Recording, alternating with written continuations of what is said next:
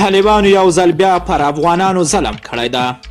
د سلام په وړاندې کولو سره یو ځل بیا درته یو نوې ویډیو ته ښه راغلاست وایمه. طالبانو په شیرین تګاب ولسوالۍ کې د بشري مرستو موټر درولی. فاریاب کې سیمه ییز چارواکي وایي د ترکمنستان مرسته شوي خوراکي توکي چې د شیرین تګاب ولسوالۍ کې طالبانو بند کړي وو خراب شوي دي. دغه مرسته ترکمنستان د روژې او د کرونا ویروس له کبله رامنځته شوي اقتصادي ستونزو لپاره د بېوزلو خلکو سره کړې وه.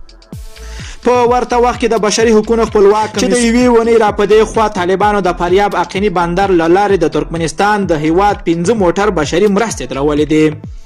یاد کمیسیون وایي یاد موټر شیرین تګاب ولسوالۍ کې درولې دي او اجازه نه ورکوي چې میمنې ښار ته را داخل شي.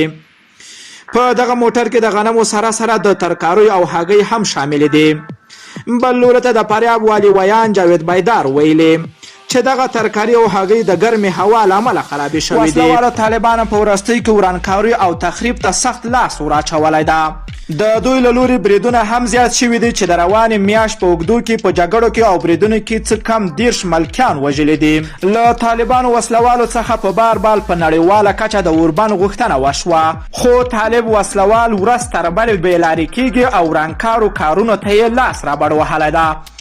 افغان حکومت او طالبان ورو ورو د سولو خبر او بین الافغاني ناستې ترسره کېدو ته نږدې شوي دي، خو د دوی له لورې تاوتریخوالی نه راکمیږي. امریکا وایي د سولې هوکړې لاسلیک وروسته له طالب وسلوالو چې څومره تمه کې ده هغومره د تاوتریخوالی نه دی کم کړی. له ټولو دوستانو نه مننه کوم چې ویډیو مو راسره تر پای ولدله.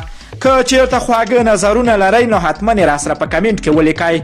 که غواړئ له همداسې تازه او دقیقو معلوماتو خبر شئ د پښتو اپډیټ چینل حتما در سره سبسکرایب کولی شئ.